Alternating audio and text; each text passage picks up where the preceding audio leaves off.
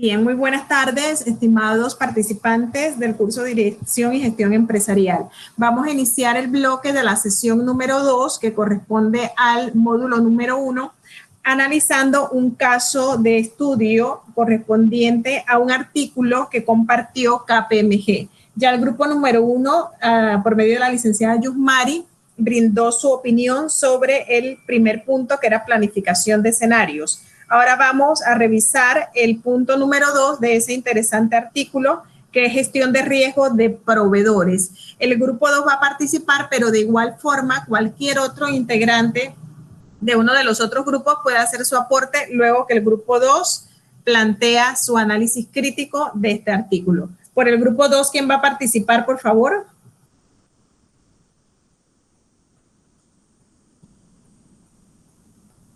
Yamara, por el grupo 2.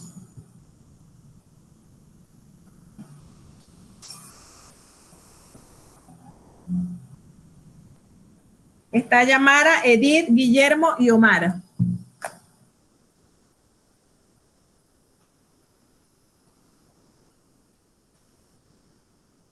¿Sí me escuchan?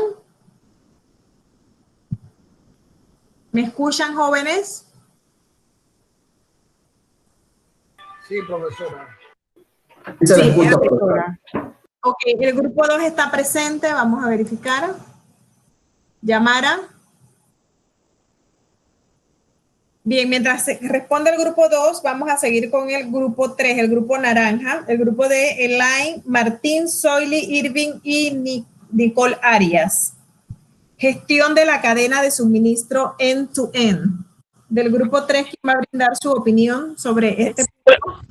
Profe, disculpe, dice la compañera Melissa que la acepte, que está intentando entrar a la clase.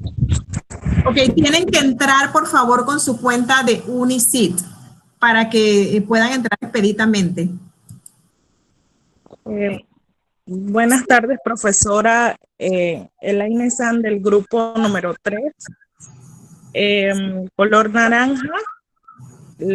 Para hacer nuestro aporte en la necesidad de la gestión de cadena de suministro y como tema pues la necesidad de la gestión de la cadena de suministro, y allí en una breve síntesis colocamos que todas las empresas han de integrar su gestión y tener sus áreas conectadas y sincronizadas para lograr un objetivo en común, el ahorrar tiempo. Conoce cómo tener un bajo control, lo que es las ventas, gestión de clientes, el marketing, fiscalidad, finanzas, recursos humanos y mucho más. Grupo número 3. Buenas tardes. Ok, ¿algún otro aporte de la cadena de suministros? Está directamente relacionada con el punto anterior que le corresponde al equipo blanco, que es la gestión de proveedores. Le corresponde llamar el aporte sobre ese punto número 2. Aquí estoy, profesora. Lo que montamos en el foro, profe. Sí, correcto. Espera un momentito, que entré tarde. O cualquier otro de sus compañeros que haya entrado antes. Bien, mientras se prepara el grupo 2, seguimos entonces con el grupo 4, el grupo púrpura. El tema que le correspondió fue microcadenas de suministro. Grupo 4, Melissa, Ana Yancy, Said y Lisbeth.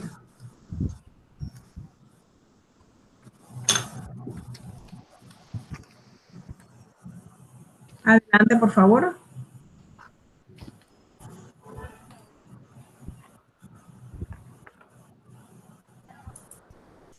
Jóvenes. Hola, profe, ¿qué tal? Hola, ¿quién es? Said del color púrpura. A ver, adelante, Said, por favor.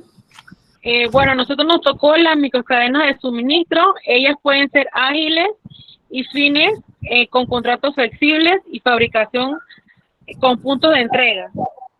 Permite a las organizaciones en tiempos de crisis beneficiarse enormemente de su independencia y a la vez las microcadenas de suministro son vulnerables a otros fenómenos que vienen siendo más macros. Gracias. Okay. Perfecto. ¿Algún comentario de otro de los grupos?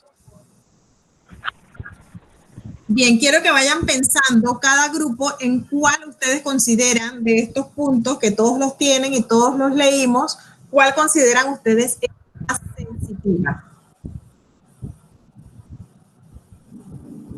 Seguimos entonces con Profe, ¿puede repetir la pregunta, por favor? Es que se entrecortó. Se corta, ok, con gusto. ¿Cuál consideran ustedes es la más sensitiva? Vamos entonces con sensitiva. Ok, gracias, profe. Con gusto. Continuamos con el equipo rojo número 5, Efraín, Katia, Caritza y Mónica. El equipo rojo. El punto es, o el tema, relaciones colaborativas con proveedores.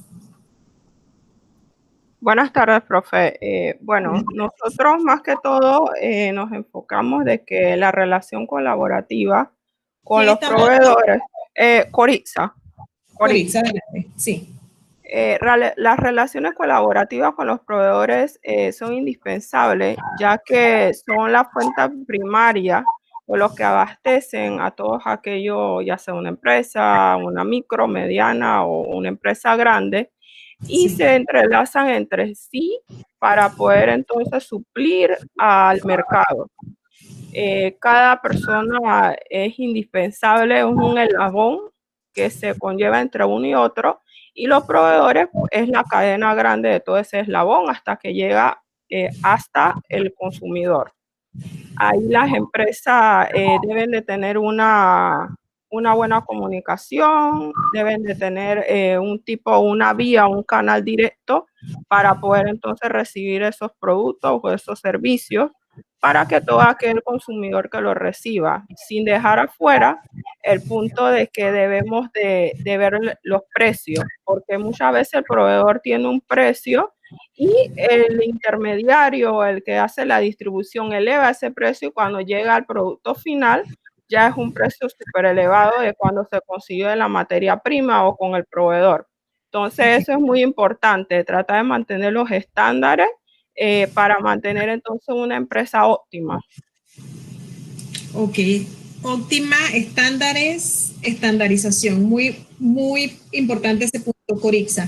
Gracias. Seguimos. Gracias, profesora. Grupo 2, profesora. Sí, vamos con el grupo 6, que es el verde, y luego regresamos al 2. Joana, Cecilio, Chavilet y Nicole. El punto número 6, o la idea que nos comparte KPMG, la número 6, tecnológicas. Muy importante este punto. ¿Quién por el grupo 6? Ok, muy buenas noches, profesora. Mi nombre es Chalibet.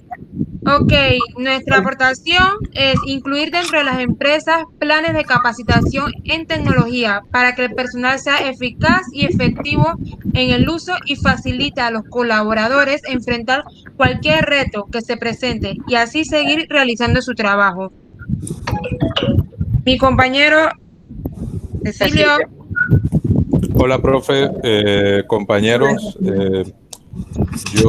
El otro punto que nosotros desarrollamos fue el tema de la importancia de fortalecer la capacidad de resiliencia de los colaboradores en búsqueda de la mejora continua. Gracias. Nicole.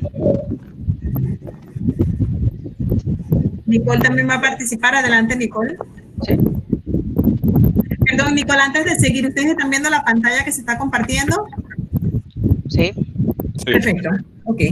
Adelante, Nicole. Conectado.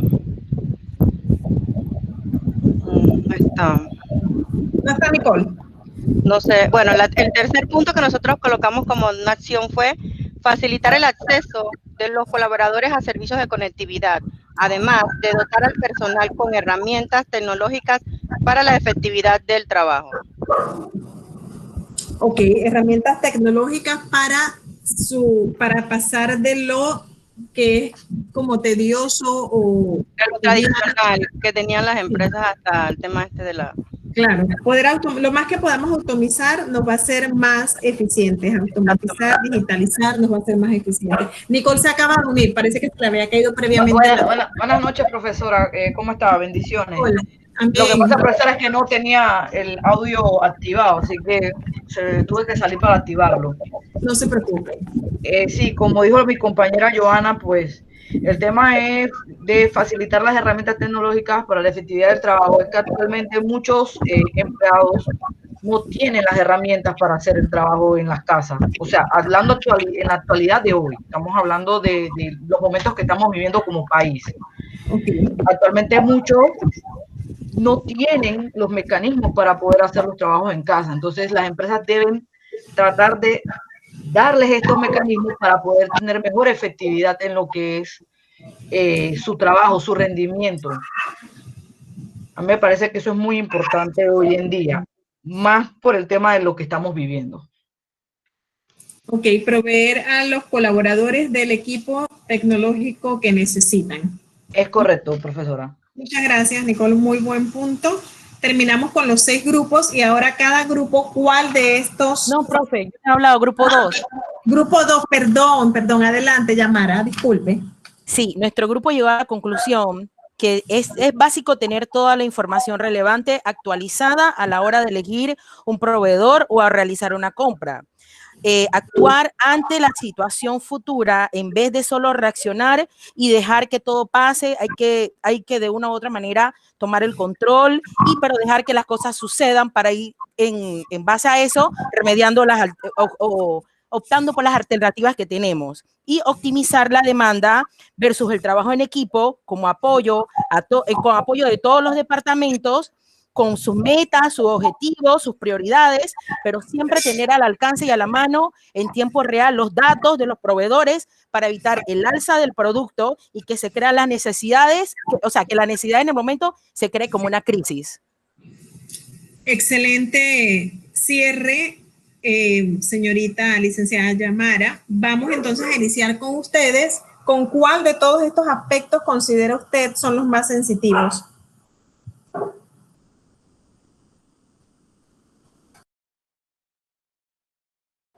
¿Aló?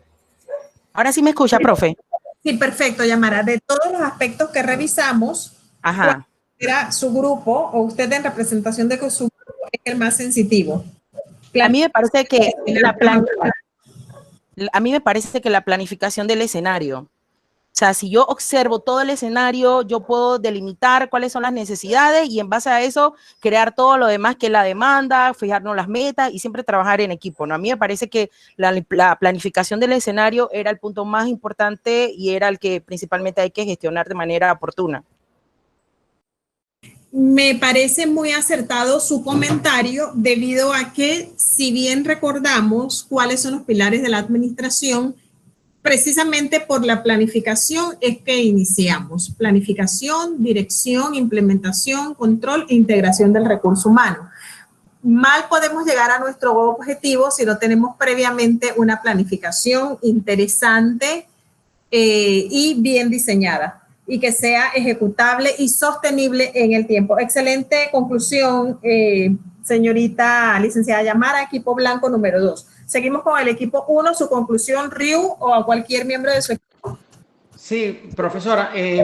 Bueno, por un lado, nosotros justamente nos tocó la parte de planificación y concordamos con eso. Y también en conjunto con tener que planear e implementar un plan de acción ahorita mismo, es súper importante, entonces prever que este tipo de escenarios pudieran repetirse a futuro y planear en función de cada una de las otras áreas, porque si bien cada una de estas áreas es crítica, precisamente el poder tener la visión global es lo que nos va a permitir planear y tener estrategias de acción ante cualquier imprevisto que se pueda presentar. Entonces, también creemos que la planificación es lo esencial.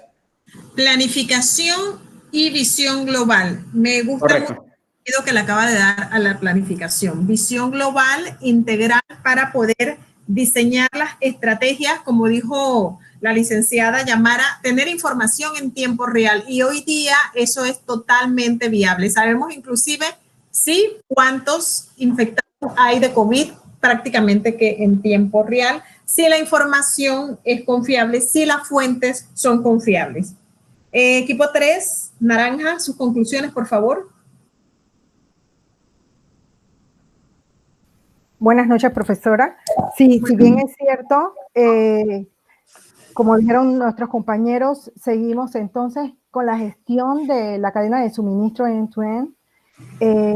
Ella lo que promueve es que mantengamos nuestro suministro para ofrecer entonces los mecanismos de entrega a nuestros clientes y así pues garantizar que tengamos el producto y la entrega del producto y mucho más allá, que es el de después de la entrega mantenernos en comunicación con ese cliente y ver el grado de satisfacción del mismo. Sí, de hecho, muy interesante su punto, porque una de las grandes preocupaciones que tuvieron, por ejemplo, la industria de retail fue ¿quién va a ser mi proveedor si en China no hubo producción por X cantidad de meses? Entonces podemos tener un punto de venta ya con todos los lineamientos o los protocolos de limpieza, pero si no tenemos, bueno, primero clientes con el poder adquisitivo y segundo los productos, ¿cómo vamos a lograr nuestros objetivos comerciales? Excelente conclusión, vamos muy bien, equipo 1, 2 y 3. Vamos entonces ahorita con el equipo número 4, Púrpura, el equipo de Melissa. Sí, buenas noches, profesora. Buenas noches. Siento también que para nosotros sería la planificación, profesora. Muy bien. ¿Por qué? Ok, ¿por qué? Porque es que todo, si nosotros nos basamos en el método de la vida, todo es una planificación. Iniciando desde nuestra pequeña microempresa, inicia desde casa, profesora. Si usted no se planifica desde casa, usted no puede dominar todo lo que usted vaya a hacer. Así que siento que la planificación es un punto muy importante, desde casa hasta llegar a nuestro trabajo, a llegar a cruzar, a ser una micro, mediana y grande empresa. Si nosotros no lo hacemos, nos vamos a volver todos mucho. Ok, gracias. Continuamos entonces con el equipo número 5. El equipo de Efraín. Conclusiones de la lectura. ¿Cuál considera usted es el más sensitivo?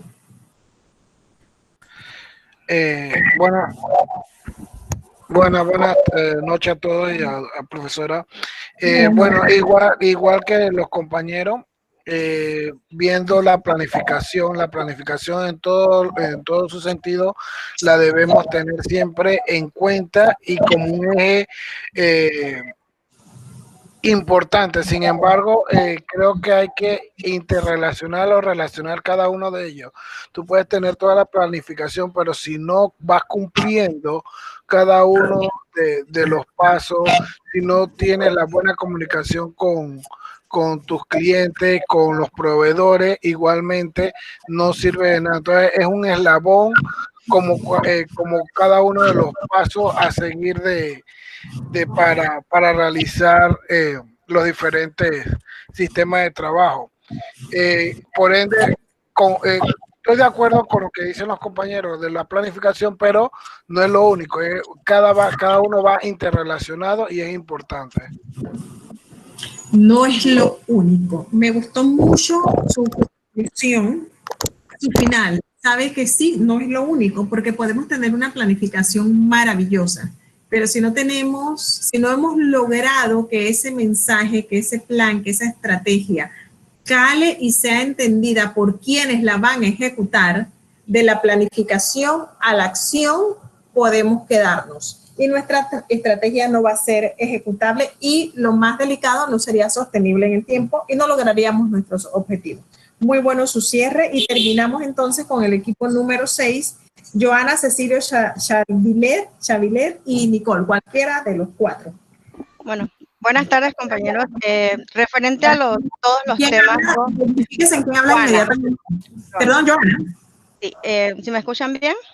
Perfecto, Joana, adelante. Yo quería poner un ejemplo práctico porque en muchas empresas se da todo el tema de planificación, organización, gestión de riesgo.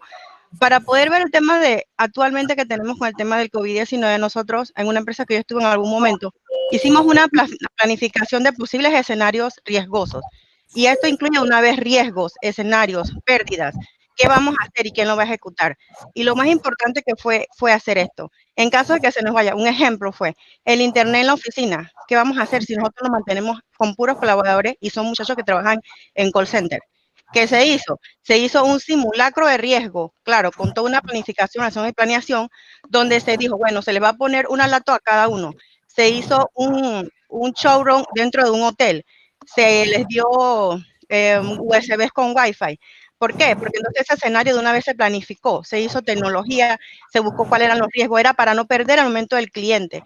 Se le comunicó, era un escenario. Hicimos otro escenario de una huelga en Panamá. Asimismo, fue una buena para venir al trabajo, ya tienen las laptops, ya tienen toda la tecnología, fue una planificación, pero siempre debe ir en temas también de buscar cuáles son los posibles riesgos, los posibles escenarios que se pueden dar en un país.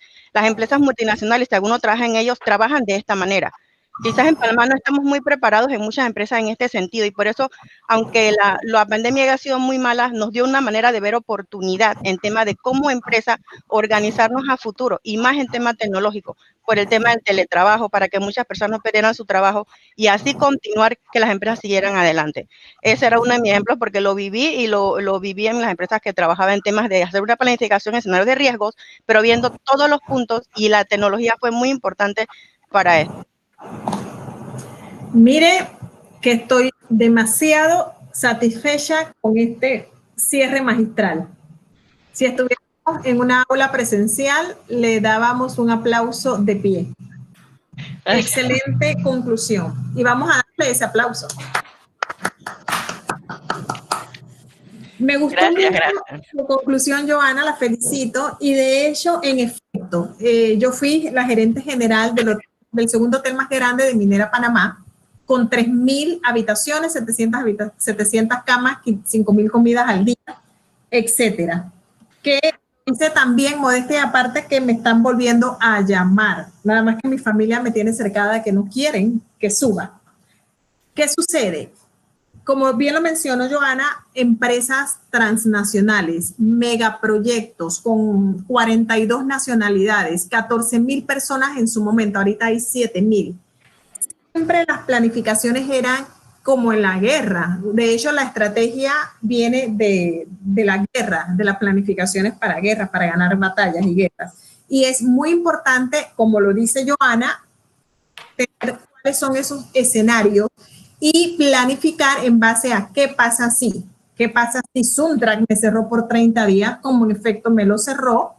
¿Qué pasa si, y yo era la cara de mi campamento ante Suntrack, me amenazaron de muerte por ser parte de la administración, dormí en el piso con todas las mujeres de mi administración, en mi oficina dormimos en el piso, nos cuidaron como 5 hombres fuera de la oficina.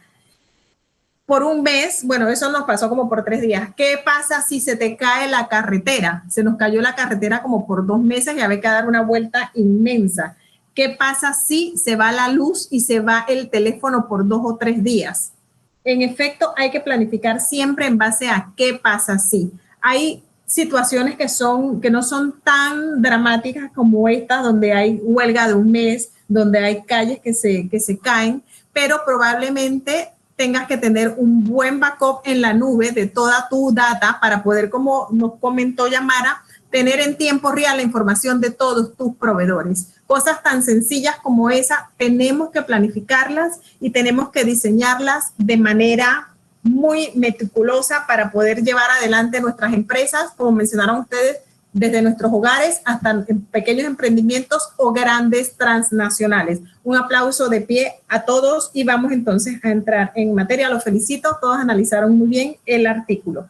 Vamos entonces a pasar al módulo número 1 a cargo del equipo azul de Ryu, que ya nos compartió una de sus diapositivas y tenemos un excelente material para compartir esta noche. Adelante. Adelante, Ryu. Sí, ya, profe, ya les estoy compartiendo. Un segundito. Gracias. Presentación, aquí está.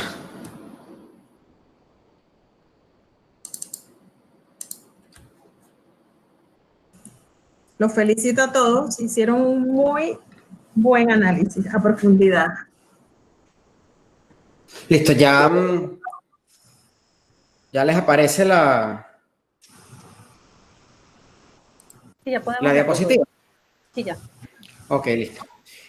Bueno, buenas noches, gracias a todos por estar acá.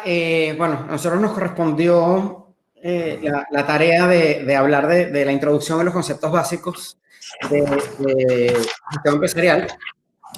Somos el equipo número 1 y junto conmigo están Diana Hernández, Erika Rangel, Yusmari Mendoza y José Estrada.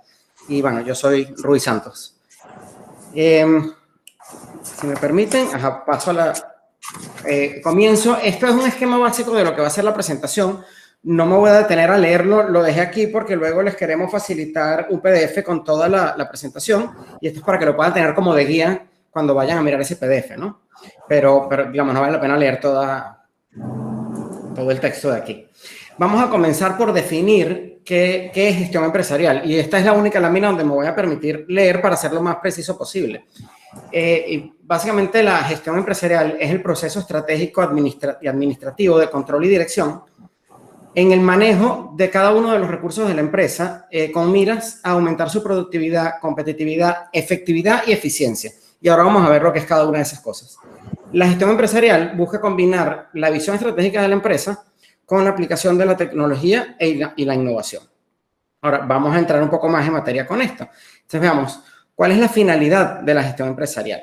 Bueno, por un lado, tenemos tres finalidades básicas. Una, que es la optimización del uso de los recursos, que es lo que llamamos eficiencia, es decir, no utilizar recursos de más, sacar el mayor provecho de los recursos que tenemos. Por otro lado, la orientación al logro y satisfacción de nuestros objetivos, tanto internos de la empresa como externos con nuestros clientes o con las entidades con las que interactuamos. Eso lo llamamos eficacia, es lograr a cabalidad lo que queremos lograr. Y por otro lado, procurar que todo el desempeño de nuestras tareas lo hagamos con el mayor nivel de excelencia posible. ¿Por qué es importante esto? Bueno, aquí vamos a referirnos al economista austríaco Joseph Schumpeter, me perdonan el mal acento alemán, que él fue uno de los grandes intelectuales del siglo XX y de hecho fue una de las mayores influencias de Peter Drucker, acerca de quien hicimos una tarea para esta semana. Y de acuerdo con él, la gestión empresarial debe fomentar la productividad y se destaca por la implementación constante de innovaciones que se traduzcan en mejores formas de producir, ¿no? Estas innovaciones por lo general generan quiebres en toda la sociedad, no solo en la empresa, no solo en la industria. Él pone algunos ejemplos que a mí me parecieron bien interesantes cuando estábamos discutiendo esto, que son la imprenta, la máquina de vapor y el motor de combustión. Cuando nosotros analizamos el impacto que esto tuvo en su momento, cuando apareció cada una de estas tecnologías, no solo impactó la manera de hacer negocios o la manera como funcionaban las industrias, también impactó la manera como vivíamos en general. Entonces, esto quiere decir que estas disrupciones no solo mejoran la productividad y mejoran los ingresos y los objetivos de las empresas, sino que pueden cambiar todo el entorno donde estas empresas se desenvuelven. Algunos ejemplos más modernos de esto, por ejemplo, los encontramos en lo que fue la aparición de Internet o la aplicación hoy día de un montón de algoritmos de inteligencia artificial que lo vemos todos los días cuando entramos, por ejemplo, en redes sociales, en Facebook, en Twitter o cuando estamos viendo videos en YouTube. Hay toda una revolución en el área de la computación, en el área de nuevas tecnologías de la información que tiene que ver con esto también y que son los disruptores actuales como el motor de combustión o la máquina de vapor lo fueron en su momento. Ahora bien, ¿cuáles son las características de la gestión empresarial? Bueno, básicamente hablamos de 4 características fundamentales que son la universalidad, la unidad jerárquica, la especificidad y la unidad temporal. La universalidad se da porque el fenómeno administrativo o de gestión no se da, mejor dicho, se da siempre que tengamos un organismo social, sea cual sea este organismo social. El organismo social puede ser el Estado, puede ser el ejército, una empresa, una iglesia o una organización religiosa, una institución educativa como nuestra universidad. La esencia de los procesos son los mismos. La gestión, el concepto de gestión es universal, aunque evidentemente, dependiendo de dónde lo vayamos a aplicar, habrá variaciones de una u otra manera. Entonces, cualquier organismo social, cualquier organización, e incluso cualquier sistema político o social es sujeto de gestión. Luego, ¿por qué hablamos de unidad jerárquica? Bueno, básicamente porque todas las personas o todos los sujetos que tengan carácter de jefe o de líder dentro de una organización participan en distintos grados de la misma unidad de gestión. Es decir, nosotros a veces tendemos a ver como que si hay varias unidades organizacionales con distintos líderes, son áreas separadas, pero en realidad todos esos líderes forman parte, desde el gerente general hasta el último líder de equipo que esté más abajo en el organigrama, forman parte de la gestión organizacional de la organización completa. ¿Por qué hablamos de especificidad? Bueno, porque, y esto es un error que se comete muchísimo, y eso lo encontramos también durante la investigación. La gestión empresarial es un fenómeno específico y distinto a los demás que ocurren en la empresa. Y esto es súper importante tenerlo en cuenta, porque a veces observamos casos donde tenemos a alguien que es un excelente ingeniero, un excelente programador, un excelente técnico, y como es muy bueno en esa área, lo ponemos como gerente o como líder a gerenciar recursos y a manejar una organización más grande sin darle la preparación necesaria, porque subestimamos lo específico que tienen que ser los conocimientos para poder gerenciar y gestionar una organización de manera eficaz. Y lo que ocurre es que nos encontramos con aquel fenómeno de que a veces un excelente ingeniero es muy mal gerente. Y no es culpa de la persona, es culpa de que estamos poniendo a una persona sin la preparación necesaria y tampoco le damos la preparación. Y con respecto a la unidad temporal, esto tiene que ver con que el fenómeno administrativo es único y está ocurriendo todo el tiempo. Nosotros no paramos de gestionar una organización para planificar. Cuando nosotros estamos planificando, supongamos que en el último trimestre del año empezamos a planificar el año que viene, nosotros no paramos todo, no paramos la gestión para planificar. Nosotros planificamos, pero mientras hacemos eso, igual estamos todo el tiempo gerenciando. La gestión es un proceso continuo y que está ocurriendo todo el tiempo. Entonces, no tenemos fases, no tenemos división temporal, todo el tiempo está ocurriendo. Había una pregunta en el syllabus y en el programa de la materia que me llamó mucho la atención, que es la parte de, bueno, la gestión empresarial, ¿es una ciencia, es técnica o es un arte? Y en realidad es las tres cosas, ¿no? Porque por un lado, para yo gestionar correctamente una organización necesito observar, luego formular teorías, experimentar, probar y ajustar. Y eso es lo que hace precisamente el método científico. Y de hecho, bueno, más adelante cuando veamos la teoría científica que viene de Taylor, vamos a ver esto justamente. Pero luego, a partir de esa observación y formulación de teorías y experimentación, terminamos definiendo métodos, procedimientos y normas. Lo que convierte entonces la gestión empresarial también en una técnica, porque ese conjunto de normas y procedimientos tecnifica este proceso. Pero además, tenemos que hacer uso de la creatividad para de verdad lograr innovación, que es una parte fundamental de la gestión empresarial. Porque como la gestión empresarial no es solo administrar los recursos, es buscar maneras de optimizarlos. Eso requiere un porcentaje de trabajo creativo muy grande, por lo cual también podemos decir que esto es un arte. Y me parece que esto se complementa de una manera muy bonita, ¿no? En general. Luego, en cuanto a los tipos de gestión empresarial, bueno, tenemos dos tipos fundamentales, la empírica y la científica.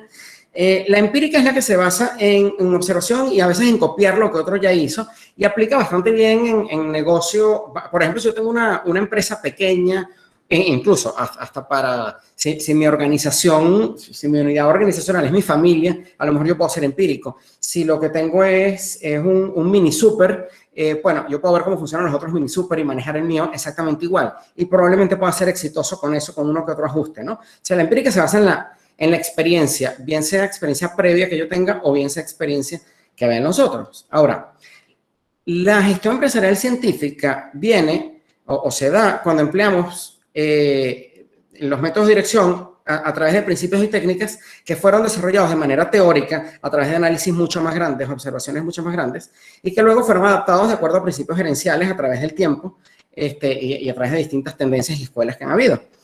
Entonces, bueno, este es el enfoque que mayormente se emplea, por ejemplo, en organizaciones más grandes, que son mucho más difíciles. Es mucho más difícil hacer micromanagement, hay que delegar mucho más. O sea, necesito tener una base teórica mucho más grande para manejarlas, ¿no?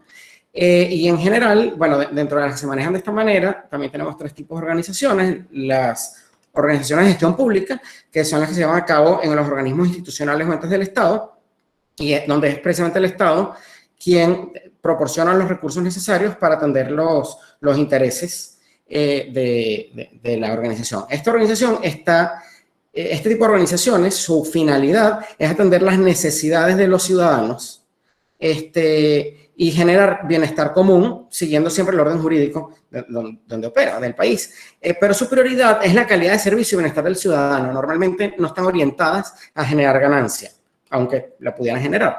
Mientras que la gestión privada se ocupa de manejar bienes, recursos y servicios de una empresa, organización o hasta de una persona particular. Y la idea es obtener el mayor beneficio posible de acuerdo a los intereses de la organización, que muchas veces son económicos, o la mayor parte de las veces. Esta gestión normalmente tiene fines de lucro, como lo dije, y se guía de acuerdo tanto al régimen jurídico donde se desempeña, pero también tiene lo que podríamos llamar un régimen jurídico privado, que son sus estatutos o sus normas internas. Y luego tenemos organizaciones mixtas, donde tenemos participación del Estado y participación de la empresa privada. Aquí en Panamá eso ocurre mucho con las asociaciones público-privadas, y de hecho en el video de la profesora de introducción a este módulo, ella ponía como ejemplo, que me gustó bastante, el de las empresas, por ejemplo, para construcción de proyectos grandes de infraestructura, como los puentes sobre el canal, que se han manejado con este tipo de iniciativas. Ahora, lo que hemos mencionado acá es lo que tiene que ver con gestión empresarial. Pero luego entramos en el concepto de dirección empresarial. Aquí nuevamente voy a tratar de ser literal, porque la dirección, y van a ver que se parece mucho, pero vamos a ver la diferencia. La dirección empresarial es un proceso continuo que consiste en manejar o gestionar los recursos productivos de la empresa para alcanzar nuestros objetivos con la mayor eficiencia posible. Pareciera que aquí pareciera que este concepto es muy similar al otro, al de gestión. Sin embargo, fíjense que este tiene mucho más que ver con cómo ejecuto la estrategia y no cómo la defino, que es lo que vimos en la parte de gestión.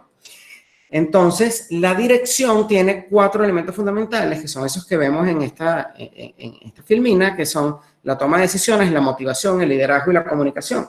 Y lo distribuimos de esta manera porque no son jerárquicos, todos tienen que tener el mismo nivel de prioridad, ¿no? La toma de decisiones es la responsabilidad, digamos, más grande de un director, ¿no?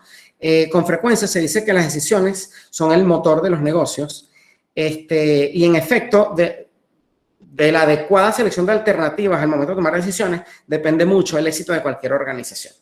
Pero por otro lado, la organización no es solo el director.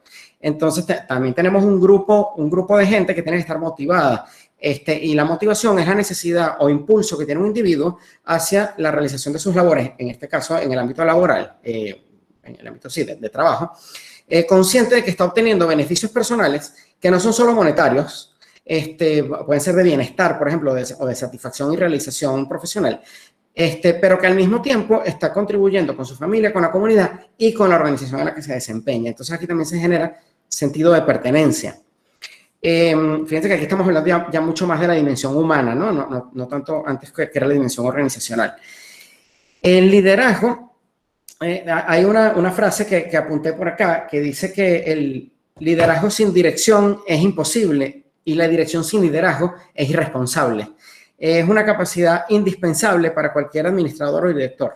El director debe cuidar, un administrador normalmente maneja los recursos, los administra, como su nombre lo indica, pero un líder además inspira a que el resto del equipo haga buen uso de esos recursos. Entonces, esto hace que el liderazgo no solo es directivo, es también inspirador para la participación de todo el equipo. Entonces, últimamente se han visto como un cierto movimiento hacia estilos de liderazgo mucho más abiertos, que eso en realidad me estoy adelantando a la próxima lámina, ¿no? Y finalmente la comunicación, porque el proceso de comunicación es el que permite a los líderes o gerentes ejecutar las tareas a su cargo. Es necesario, por un lado, que ellos puedan recibir la información para saber qué van a planificar o con base en qué van a planificar, y a su vez que puedan comunicar efectivamente sus planes para que sean ejecutados por el resto de la organización. La dirección moderna exige que los líderes se comuniquen con los equipos de modo que se alcancen las metas, y las comunicaciones, tanto orales e informales como las escritas, deben ser parte integral de lo que llamamos el control de procesos. Entonces, con esto del liderazgo y la comunicación, nos vamos a lo que son los estilos de dirección. Para quienes han visto la materia ya de liderazgo y comportamiento organizacional, deben recordar que ahí veíamos como 10 estilos distintos. Pero esos estilos distintos los podemos agrupar en tres grandes familias, ¿no? La de la dirección autocrática y burocrática, que se caracteriza por priorizar el alcanzar resultados en el menor tiempo posible, y eso siempre va a estar por encima de las relaciones interpersonales, ¿no? La supervisión es súper estricta, a veces llega al micromanagement, a meterse a supervisar tarea por tarea. Y esto suele propiciar climas organizacionales tensos y ahoga la creatividad, porque tú sientes que no puedes manifestar nada porque no te van a tomar en cuenta, porque ya el líder decidió que era lo que quería hacer. Un poco más balanceado, tenemos estilos de liderazgo más participativos, donde se prioriza a las personas. ¿Por qué se priorizan a las personas? Porque se basa en el supuesto de que para lograr un buen resultado necesitamos que las personas estén comprometidas en lograrlo y motivadas.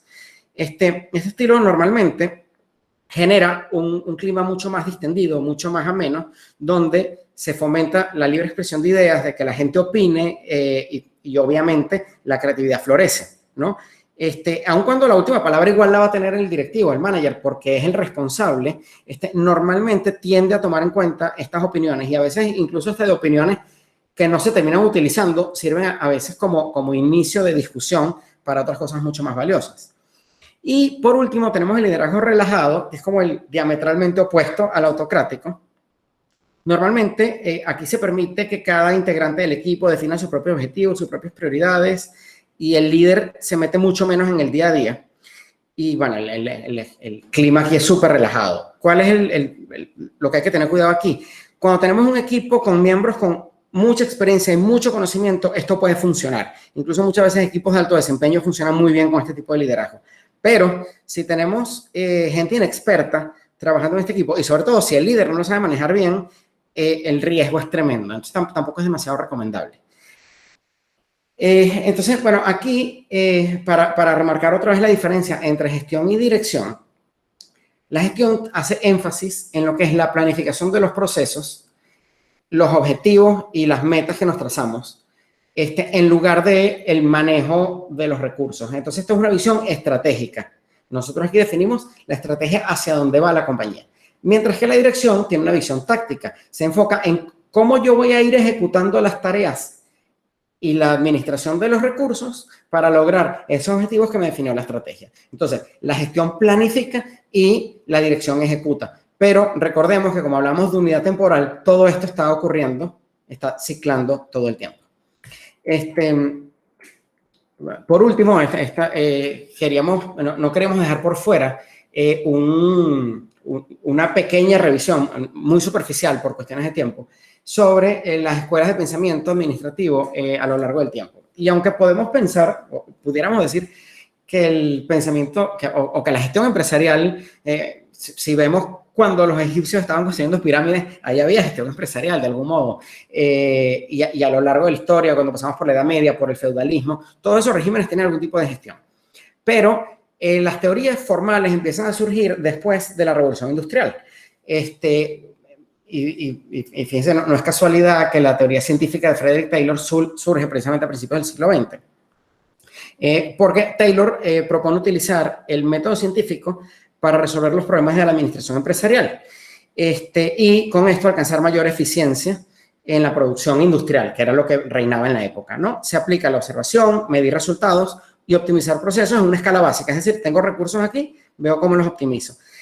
Esto se desarrolla en un momento en el que hay una explosión industrial muy grande y se nos empiezan a quedar cortos los recursos, la materia prima e incluso el recurso humano. Entonces, evidentemente, por ahí surge la necesidad de, bueno, quiero producir más con los pocos recursos que tengo, entonces necesito buscar una manera de hacerlo de la manera más eficiente posible. Posteriormente, más o menos una década después, Fayol generaliza el concepto de organización y dice que toda organización, sea industrial o no, cumple con una serie de funciones que además no son solo las funciones productivas, hay funciones técnicas, comerciales, financieras, funciones de seguridad, administrativas. Y de hecho, él es el primero en postular unos principios básicos, que eran 14 los que él postuló originalmente, de la gestión administrativa. Y él es el primero también que incluye el factor humano en cada uno de esos principios, ¿no? Entonces aquí se dinamiza un poco más porque ya empezamos a ver la organización como una cosa más grande, que no solo la fábrica. Luego Elton Mayo, que es considerado el padre de es un sociólogo y fue considerado el padre de los recursos humanos, de la teoría de recursos humanos, ¿no? Y él amplía básicamente los postulados de Fayol, definiendo además, él aquí pasa a definir la organización como una máquina para hacer trabajo y la define como un conjunto de personas. En 1932 es cuando por primera vez aparece ese concepto dentro de lo que es la organización. Luego, en la década de los 40, llegando a los 50, surge la teoría de la burocracia. Y la teoría de la burocracia lo que hace es detallar un poco más lo que son los pasos, lo que es la estructura empresarial. Y, por ejemplo, Max Weber es el primero que propone que yo necesito definir, por ejemplo, cuando tengo un cargo o un puesto que hay que ocupar en una organización, yo necesito definir el conjunto de características o de tareas que tiene que hacer ese cargo. Y luego, cuando contrate a alguien, poderlo evaluar basado en eso, porque esa es la manera más eficiente de contratar gente que pueda ser productiva lo más rápido posible. Y más justo, ¿no? Entonces se empieza a meter un poco el tema también de la meritocracia por sobre el nepotismo y este tipo de cosas que también eran comunes en aquel momento. Y luego Amitai Etzoni va un poco más adelante y habla un poco más habla de que la empresa es un sistema social abierto, empieza a aparecer el término de clima organizacional, y se da un poco más de estructura a lo que venía de Weber. Y aquí básicamente, aquí culmina lo que sería el periodo clásico, aunque la teoría de Henri Fayol es la que consideramos como teoría clásica, hasta más o menos los años 50 hablamos de la gestión o la administración clásica. Luego, la teoría de sistemas en la década de los 50 habla de que cada componente de la organización es un sistema en sí mismo, entonces la organización es una agregación de departamentos y el departamento es una agregación de grupos de trabajo y así, pero a su vez, lo más importante de la teoría de los sistemas es cuando vemos a la organización que también forma parte de un ámbito geográfico o de un ámbito social o de un ámbito político. Y entonces vemos que la organización no es solo algo autocontenido, es algo que influye y a la vez se ve influenciado por su entorno. A mitad de la década de los 50, entonces surge la teoría neoclásica, donde, digamos, en la década de los 50, o a mitad de la década de los 50, ocurre algo similar a lo que estaba pasando a principios de siglo, pero en otra dimensión. A principios de siglo teníamos que había un boom de la explosión industrial. Lo que ocurre en la década de los 50 es que empiezan a aparecer un montón de nuevas tecnologías y hay un boom económico, ¿no? Entonces, se quiere producir más porque hay dinero para hacerlo. Hay una expansión económica bárbara en los Estados Unidos particularmente. Entonces lo que se busca es la teoría científica de Taylor y la teoría clásica y empezar a adaptarlas, obviamente con todo el conocimiento acumulado que ocurrió durante toda esa mitad del siglo, para adaptarlas ya a una nueva realidad tecnológica, que ya no era la realidad industrial del carbón y las fábricas, ¿no? Ya se estaba automatizando mucho más un montón de cosas y de trabajos manuales. Y aquí podemos unir un poco lo que también vimos para la tarea que había para hoy, que es la parte de la administración por objetivos que propone Peter Drucker. Entonces, digamos, ahí se conforman las bases de mucho de lo que se utiliza todavía hoy día. Luego, bueno, hay otras influencias, como en los años 60, la teoría del desarrollo organizacional, que justamente dice, bueno, si la organización se mueve dentro de un entorno y los entornos cada vez cambian más rápido, eso es una realidad que nosotros vemos todo el tiempo, si no miran aquí cómo estamos teniendo clases de manera virtual en lugar de estar en un salón, entonces las organizaciones tienen que estarse adaptando a eso y entonces aquí se sientan las bases de cómo se van a hacer esos cambios. Y por eso no es raro hoy día ver que empresas gigantes multinacionales cada 5 o 6 años están haciendo algún tipo de reestructuración. Y luego ya en los 80 hay algunos enfoques modernos que normalmente no van a cambios estructurales completos de la teoría de la empresa, sino que se van más a procesos puntuales o a ciertos tipos de departamentos puntuales. Entonces tenemos el tema de calidad total, que tiene mucho que ver con producción, el tema de mejora continua Kaizen, el tema de establecer objetivos SMART para la evaluación de los colaboradores en una organización, el tema de reingeniería de procesos, que también tiene que ver con mejora continua, pero en procesos puntuales y que me va a permitir optimizarlos, hacerlos diferentes. Y bueno, digamos, de así llegamos a nuestros días, con unas bases de administración por objetivos y digamos, de la escuela neoclásica y adaptándonos cada vez más y cada vez con más velocidad. Antes hablamos de reestructuraciones cada 10, 15 años y ahora ya son cada 5 o 6 y yo apostaría a que van a ser, por lo que pudimos investigar, que esa tendencia se va a acelerar incluso más. Bueno, esto es, discúlpenme si hablé bastante rápido, pero era mucho contenido y había muchas cosas importantes que no queríamos dejar por fuera. Y tenemos un video que les quisiéramos presentar, que es justamente de cómo Nike ha venido cambiando su estrategia comercial para adaptarse a los nuevos tiempos, poder aumentar sus ventas, pero a la vez mantener mejores precios y beneficios para sus clientes. Entonces, profesora, no sé si pongo el video de una vez. Sí, por favor, excelente, lo estamos disfrutando muchísimo. Muy bien, qué bueno. Tengo que hacer un truquito acá, que después les voy a pasar el dato a los demás que tengan que exponer, porque Meet, por defecto, cuando está usando el micrófono, no pasa el audio. Entonces, me dan un segundo. Esto va a desactivar mi micrófono, pero va a dejar que se escuche el audio del video. El video está en inglés, pero tiene unos subtítulos en español.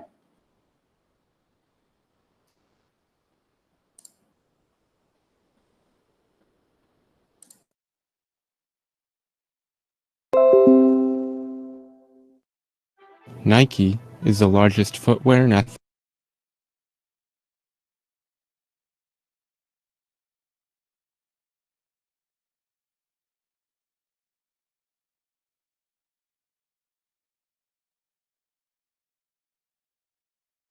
athletic apparel brand in the world. Their total revenue in 2018 reached $36.5 billion, nearly $12 billion more than their nearest competitor, Adidas. And Nike's market capitalization is twice that of Adidas, coming in at $110 billion, indicating investors are far more receptive to the sporting giant's outlook and marketing strategy than the competition. But why is that? What is Nike doing that Adidas isn't? Well, in summer 2017, Nike announced its triple-double plan. It outlined their desire to double innovation, speed to market, and their direct connections with consumers. Nike is transforming its business so it has a direct-to-consumer marketing strategy. But what is a DTC marketing strategy? Well, first you need to understand what the traditional business model is. To give an example, let's say you want to start a business that makes custom t-shirts. After spending hours and hours making all your t-shirts, you are finally ready to sell them at $10 a piece. In this case, you need to sell your shirts to a wholesale distributor. The distributor will then sell, ship, and deliver the shirts they bought to a retailer, like Macy's or Nordstrom, who will then sell to the public. However, instead of selling the shirts for $10, the retailer prices it at $16. That's because both the distributor and the retailer need to raise the price to make money. The inflated price also means you will sell fewer shirts than you would have if the shirts had been sold to the consumer at $10, due to the laws of supply and demand. If a direct-to-consumer strategy was used, however, the shirt would be sold to the consumer at $10, because your product would have avoided the markups from both the distributor and the retailer, thus lowering the total supply chain cost.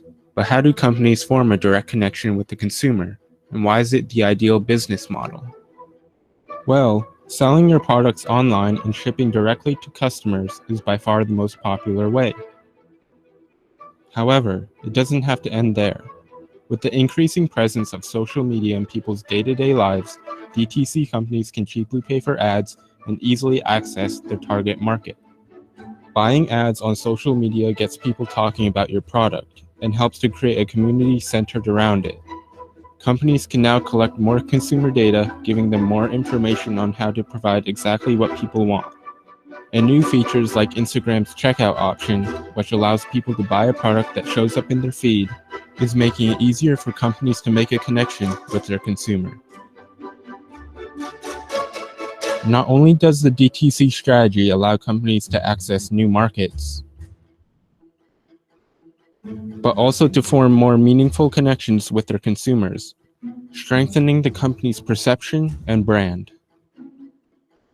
So how is Nike implementing the DTC marketing strategy?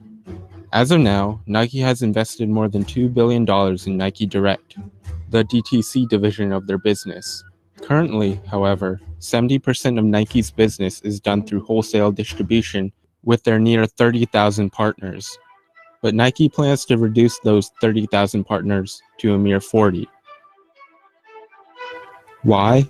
Because the fewer the partners, the easier it is to monitor the customer's experience and quality of service. Nike isn't trying to get rid of wholesale distribution. They are trying to get rid of the retailers that don't have the resources to differentiate Nike's product and brand from others. These select retailers have agreed to hand Nike their own department and the ability to hire their own employees, people who know about Nike's products. Nike is also in the process of opening a series of pop-up stores in areas where sales are high. For instance, a Nike store was opened in Los Angeles, focusing on bringing the physical and digital retailing spaces together. The products the store carries is determined by what is popular in the area, learned via online sales. For example, in Los Angeles, the retro-style sneakers are featured because a lot of people bought those styles online. And if you are a Nike Plus member, your in-store experience will be that much better, as customers can request fitting rooms, shoe sizes, and reserve a pair to try on later. You can also check out and skip the line and receive special offers all through the Nike app. And all these efforts seem to be paying off, as Nike's digital sales rose 36% in the first quarter of 2019 and reached $1 billion of net income for the first time in the company's history. Rather than continue with the traditional business model, Nike decided to be proactive and switch their marketing strategy, a move that was necessary to stay relevant for years to come. To rephrase Charles Darwin's famous words, it's not the strongest of the companies that survive, but the ones most responsive to change. Thanks for watching, and I hope you enjoyed it. If you did, make sure to subscribe, like the video, and comment what you would like to learn next. Have a good Este video nos pareció interesante porque muestra una estrategia, pero también muestra cómo se implementa y los resultados que ha estado dando, ¿no? Entonces, como que combina varias cosas bien interesantes. Sí, me parece muy bien porque a pesar de que duró un poquito más del promedio, sí. Si el video tiene información interesante, adelante, no hay problemas con que se extienda un poquito más de los 3 minutos usuales. Sí, sí, bueno, ya casi para terminar, estas eran nuestras palabras clave que sacamos cuando hicimos la investigación para esto. Bueno, gestión y dirección, arte, ciencia y técnica, porque nos gustó mucho esa manera de verlo, ¿no? Bueno, creatividad, escuelas de pensamiento, estilos de dirección, innovación y tecnologías que son clave para todo esto. Y bueno, la pregunta que nosotros sugeriríamos trabajar es justamente esto de cuáles son las diferencias entre un enfoque estratégico y un enfoque táctico para el logro de los objetivos, para el correcto logro de los objetivos de una organización.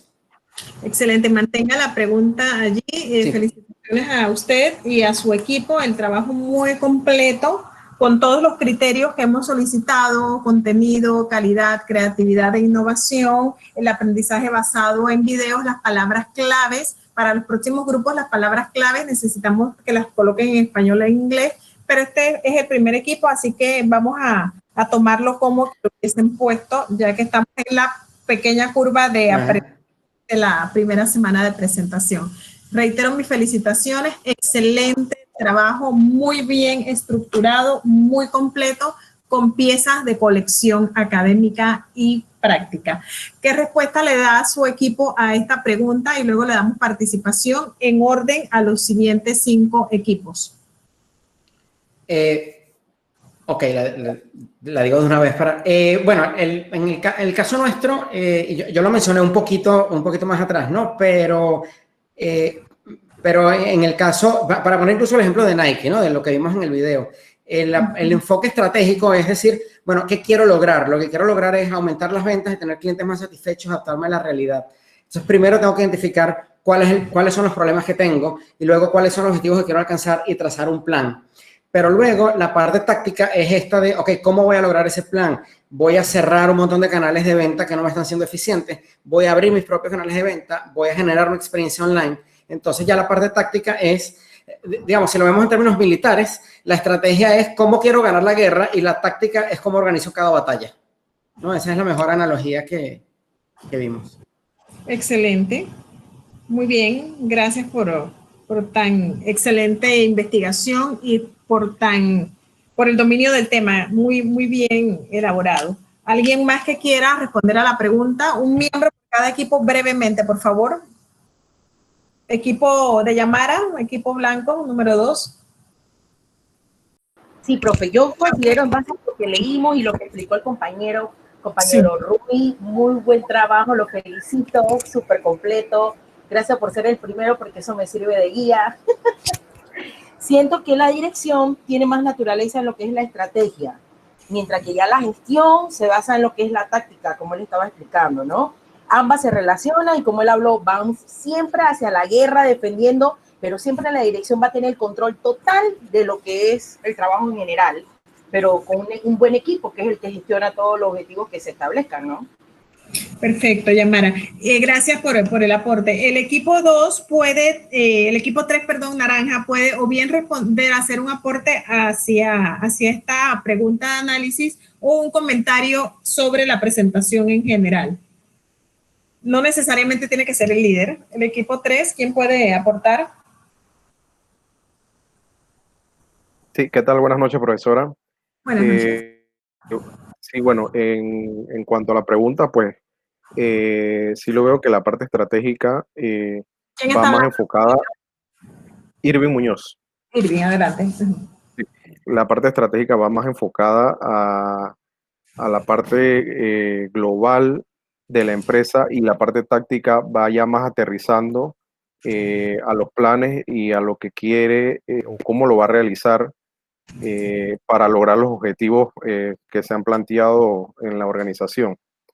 En cuanto a la presentación, pues me pareció muy, muy buena, con buenas gráficas, buenas imágenes para poder entender los conceptos. Muy buena la idea también de la línea de tiempo que planteó con los diferentes autores. El video muy interesante también. En general, muy, muy buena la presentación. Gracias por sus palabras de análisis crítico, de síntesis y por felicitar al equipo que coincido. Fue excelente. Muy bien. Profesora, a propósito, no sé por qué razón aparezco registrado como Giovanni Ríos, pero mi nombre de pila es Irving Muñoz. Irving Muñoz, y está registrado como Giovanni Ríos, que es mi segundo nombre y mi segundo apellido. Ay, por favor, que le cambien eso. Igual yo lo voy a cambiar en la lista. Voy a tomar nota, corregir. Gracias. A usted, gracias por la aclaración. El equipo de Melissa, el púrpura. Repito, puede ser sobre la pregunta o sobre algún aspecto de interés o un ejemplo práctico, como hicimos hace un rato sobre el tema de hoy. Sí, buenas noches. ¿Verdad? Como hablaba el tema, el compañero del enfoque estratégico, ¿verdad? Esto necesitamos, Ana Yancy Hernández, profesora. Ana Yancy, adelante. Ajá. ¿Verdad? Necesitamos, ¿verdad? Como decía mi compañero, a menudo tener un plan estratégico de lo que se dice, de lo que necesitamos o de lo que se debe. La mayoría de las personas, ¿verdad? Debemos tener como un ejercicio para producir o planear lo que vamos a hacer, ¿verdad? Teniendo el conocimiento de lo que estamos haciendo. Y la presentación del compañero Ruiz Esto está muy completa, enfocada, ¿verdad? Directo a lo concreto de lo que se necesitaba aprender. Ellos se enfocaron en sacar directo la respuesta de la pregunta clave. Así lo sentí, porque la presentación fue muy buena. Igual el video da a entender y te hace ver punto por punto las gestiones que debemos hacer dentro del enfoque estratégico. Gracias, Ana Yancy, por su resumen y por su felicitación para nuestro primer gran equipo. Vamos entonces con el equipo 5 rojo, el equipo de Efraín.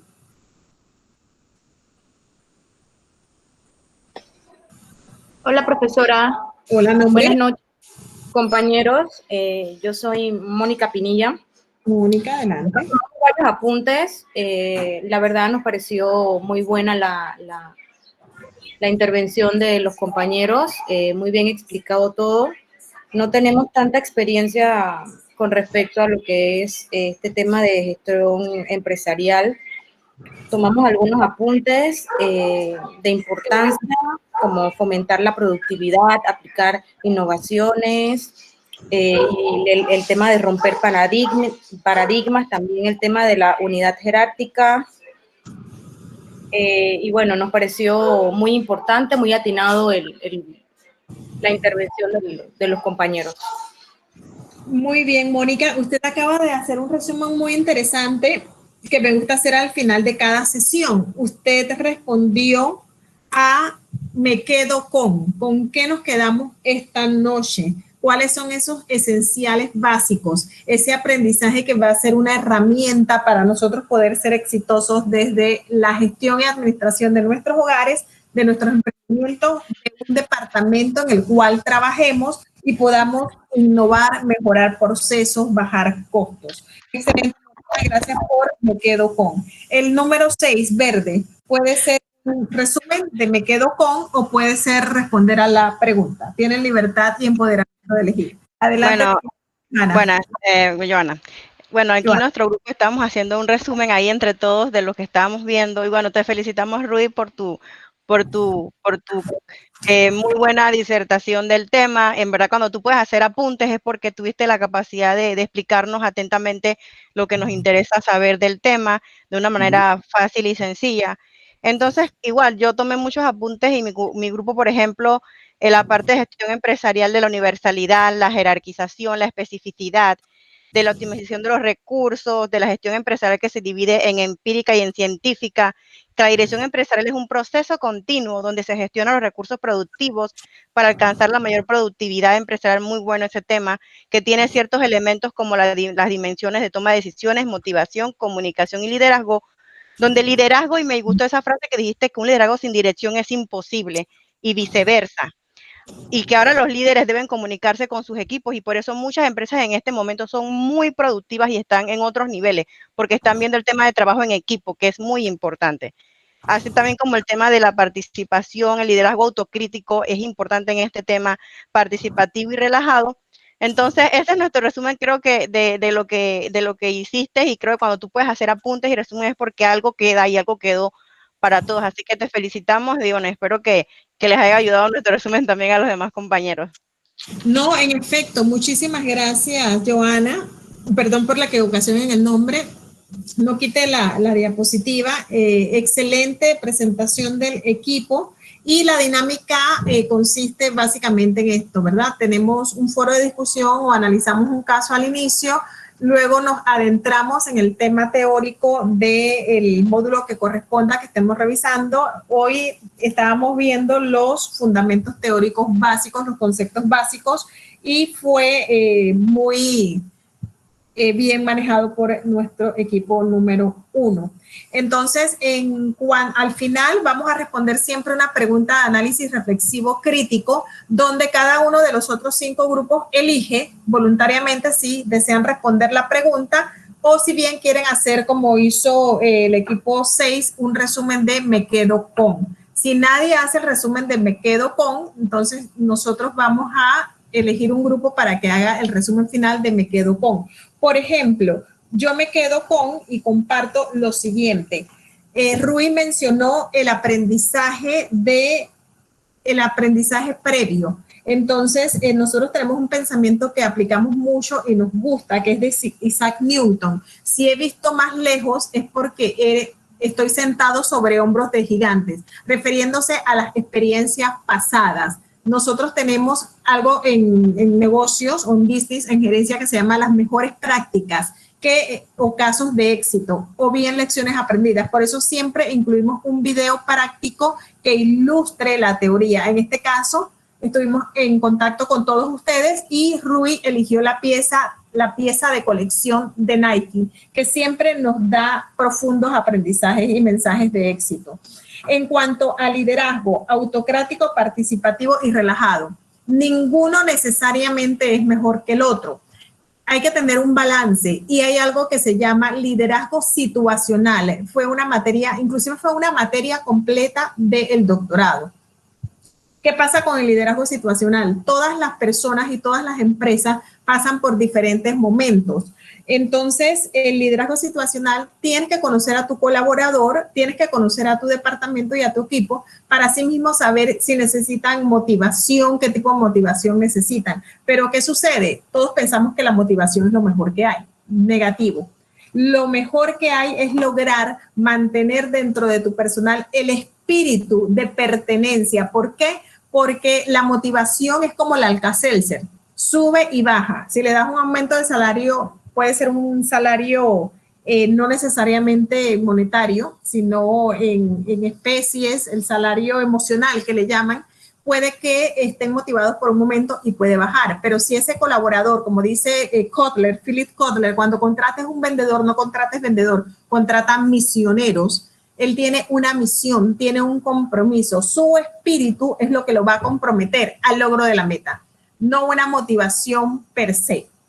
Entonces, en cuanto a las experiencias, también las empresas, también cito a Kotler. Kotler dice que el éxito de un mercadólogo, y el mercadeo está en todas las áreas, en todos los segmentos. Dice Kotler que nosotros logramos el éxito cuando tocamos el corazón y deslumbramos los sentidos de mi cliente.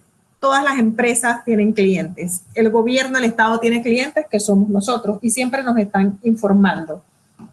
A ver qué otra nota tomé por acá en cuanto a liderazgo, que es muy importante, porque ya cuando nosotros estamos a este nivel de una maestría, nosotros somos líderes de departamento, líderes de emprendimiento. Por ejemplo, el liderazgo autocrático, cuando va a abrir un grupo de tiendas, por ejemplo, yo abrí varias tiendas con el grupo Adams, nosotros tomábamos los gerentes más autocráticos cuando teníamos una fecha de apertura de tienda, porque ahí se necesitaba mucha autoridad.